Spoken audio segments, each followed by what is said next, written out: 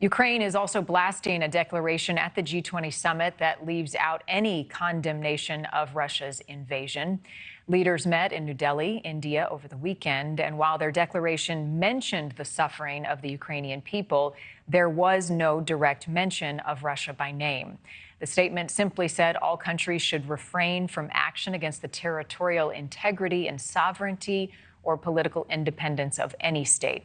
A spokesman for Ukraine's foreign ministry said on Facebook that Ukraine is grateful to the partners who tried to include strong wording in the text. At the same time, in part about the aggression of Russia against Ukraine, Group 20 has nothing to be proud of. He even edited the declaration in red with what he would have liked it to have said. Notice that he replaces the words all states with Russia. Joining me now, Bill Browder, CEO of Hermitage Capital Management and head of the Global Magnitsky Justice Campaign. He's also the author of Red Notice and Freezing Order, a true story of money laundering, murder, and surviving Vladimir Putin's wrath. Always a pleasure to talk to you, Mr. Browder. Was it a mistake for the G20 nations not to condemn Russia for invading Ukraine? Well, it was really a tragedy, I would say, for the G20 to do that. As you know, the G20 consists of a number of countries that we would consider allies, many countries from Europe and Japan. And then there's a number of countries that consider themselves either neutral or perhaps adversaries. India falls into the neutral category. And then China, of course, is, I would say at this point, an adversary. And so for this particular issue, there's a lot of people for the wrong reasons that aren't on the same page as us. And it really, in a certain way, waters down the whole effectiveness of having this G20 if you're going to have these tepid, almost meaningless statements about what's obviously a war of aggression imposed by Russia against Ukraine. Yep, and what is likely to be a war of attrition. So why the hesitancy from some nations, including India, to take a stronger stance? Well, I think that the Indians and other countries want to get the benefit of being sort of sitting on the sidelines.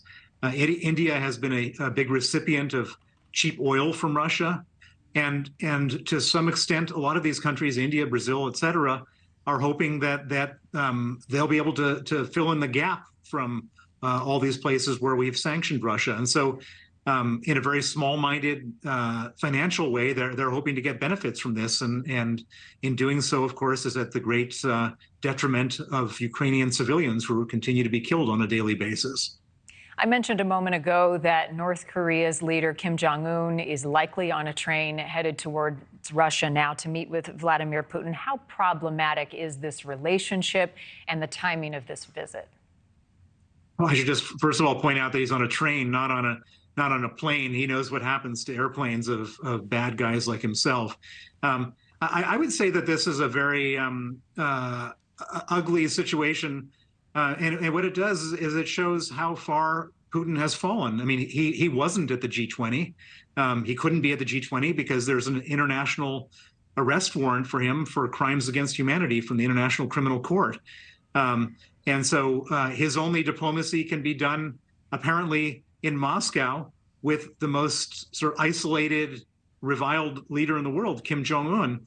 And it shows really how far Russia has fallen. That Russia is now sort of in the company of the most isolated country in the world, and perhaps Russia is moving in the same direction of being one of the most isolated countries in the world. Yeah, maybe a show of desperation. The U.S. has pledged at the recent visit of Secretary Blinken another $1 billion in U.S. aid. Congress set to possibly approve tens of billions more for Ukraine as they continue to defend themselves against Russia. What's your current assessment of the counteroffensive on Ukraine's soil?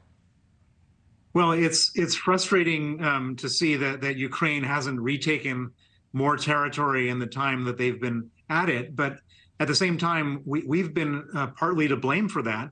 There has been a huge request from the Ukrainians to give them more missiles, more guns, more to give them F-16s, give them more artillery, and we kind of are holding back some of this stuff. And in doing so, they're not able to fight as effectively as they could be and as a result, they're not making as much progress as they could. And the reasoning for America and other countries to hold back is we're sort of in this strange mindset of not wanting to provoke Putin, not wanting to escalate. But in doing so, all we're doing is prolonging the war, and perhaps ultimately there'll be more escalation from a prolonged war than if we give the Ukrainians what they're asking for. Thank you for watching. Go to newsnationnow.com to find NewsNation on your television provider. And don't forget to click the red subscribe button below to get more of NewsNation's fact-driven, unbiased coverage.